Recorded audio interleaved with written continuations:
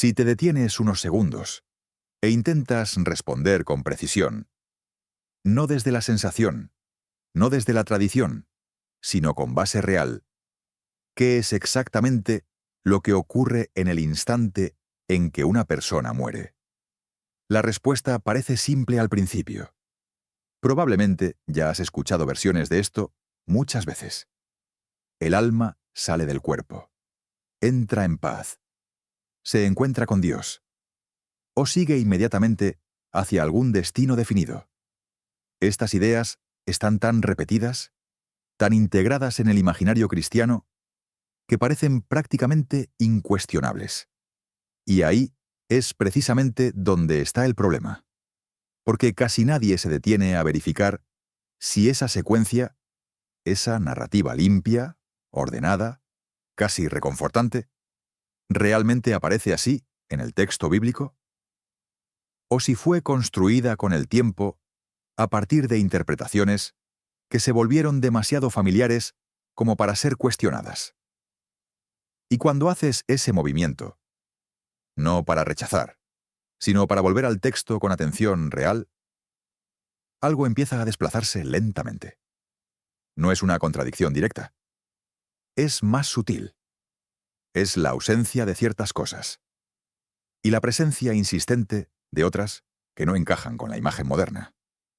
Porque en los textos más antiguos de la Biblia, especialmente en el hebreo original, el ser humano no es presentado como un cuerpo que contiene un alma plenamente funcional fuera de él.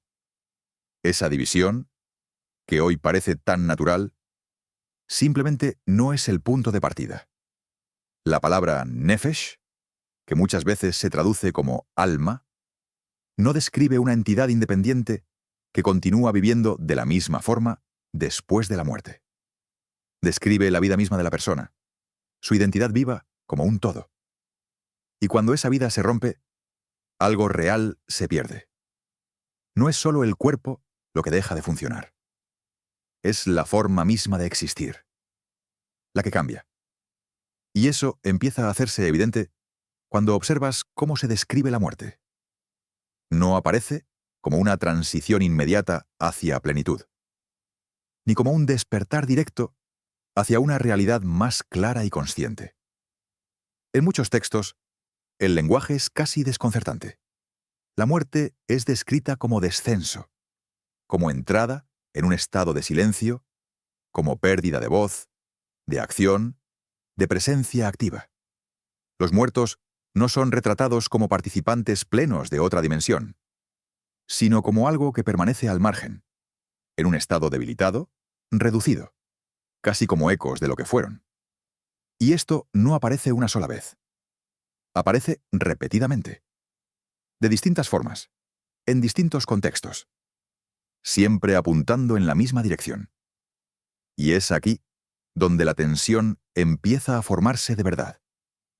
No como una duda superficial, sino como un desajuste estructural entre dos cosas que deberían ser la misma. Lo que el texto presenta y lo que normalmente se cree. Porque si la base bíblica no comienza con la idea de una conciencia plena inmediatamente después de la muerte, ¿de dónde viene entonces esa certeza tan extendida? ¿En qué momento se organizó esa imagen de esa manera? Y más importante, ¿qué cambia eso en la forma en que entiendes lo que viene después? Porque esto no es un detalle teológico menor.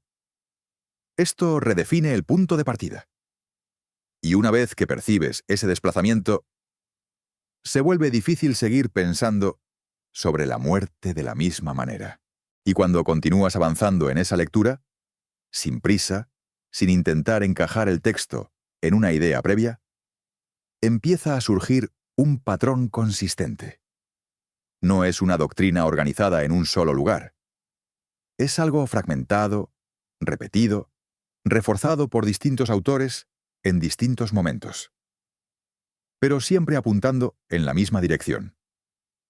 En el Antiguo Testamento, la muerte no es descrita como un momento de recompensa inmediata o de condenación consciente en los términos que hoy suelen imaginarse. Lo que aparece, una y otra vez, es la referencia a un estado llamado Sheol. Y lo importante no es solo el nombre, es la descripción.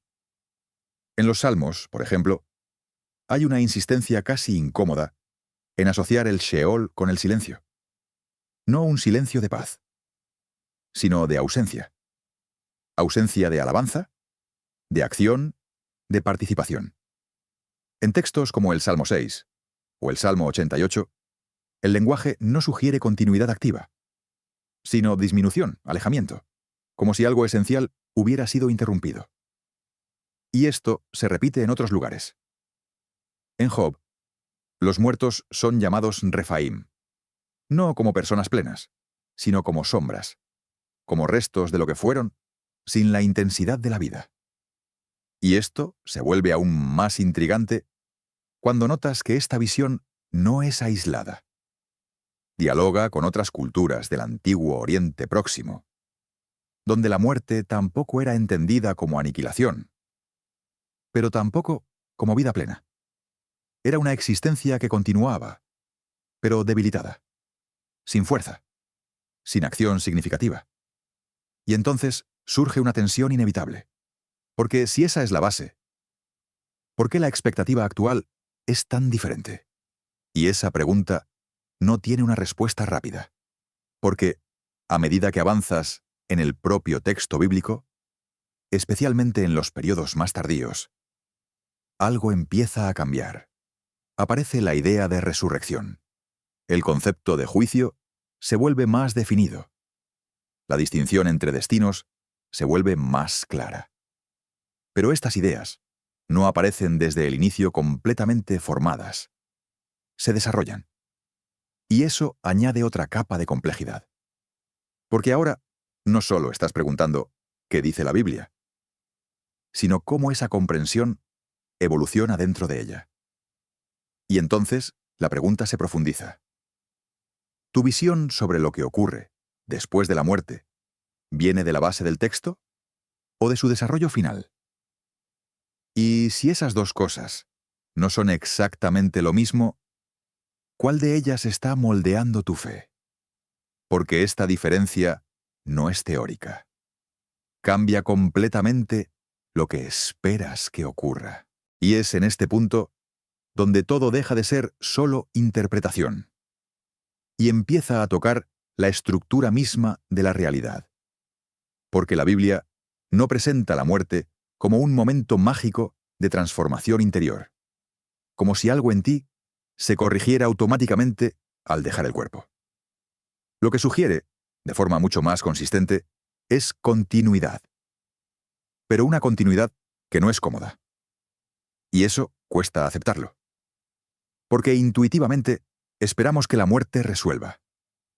Que al salir del cuerpo, todo se aclare, todo se ordene, todo se vuelva justo. Pero el patrón bíblico no apunta hacia eso. Apunta hacia algo más exigente. Que la muerte no crea una nueva condición, sino que revela la que ya existe. Y eso cambia completamente ese instante. Porque durante la vida existe distancia, tiempo, posibilidad de reinterpretar, de suavizar, de posponer.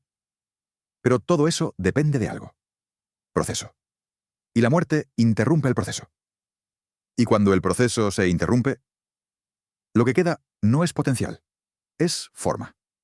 Dirección definida. Y por eso, cuando aparece la idea de juicio en la Biblia, no se presenta como creación, sino como revelación. No es que algo nuevo se decide ahí. Es que lo que ya estaba en curso se vuelve completamente visible. Y eso conecta con algo aún más profundo. La conciencia.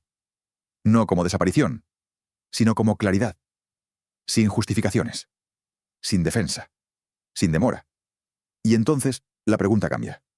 Ya no es ¿qué va a pasar conmigo después?, sino ¿qué se está formando en mí ahora, que en ese momento ya no podrá cambiar? Y eso transforma el presente. Porque cada decisión deja de ser aislada. Se vuelve formativa, acumulativa, estructural. Y por eso la muerte, en la lógica bíblica, no es neutra. Es el punto donde la realidad deja de ser negociable. Y es aquí donde todo se cierra de una forma que ya no permite verlo como una simple curiosidad. Porque después de todo esto, hay algo que ya no se puede sostener. La idea de que la muerte es un momento simple, automático, predecible. Lo que la Biblia muestra, cuando se lee sin filtros modernos, es mucho más serio. La muerte no reorganiza la realidad, la revela. Y eso cambia todo. Porque si la muerte no decide, entonces lo que decide no está ahí, está aquí. Ahora, en lo que se está formando en ti, muchas veces, sin que lo notes, en decisiones repetidas, en inclinaciones constantes, en la forma en que respondes a lo que sabes que es verdad. Y quizás la parte más incómoda y más honesta es esta. No hay improvisación en ese momento. No hay ajuste final. No hay reorganización tardía. Porque cuando la realidad se revela completamente, no necesita explicación. Se impone. Y eso rompe una ilusión muy común. La idea de que habrá un espacio neutral, después de la muerte, donde todo podrá entenderse con calma, reorganizarse, corregirse.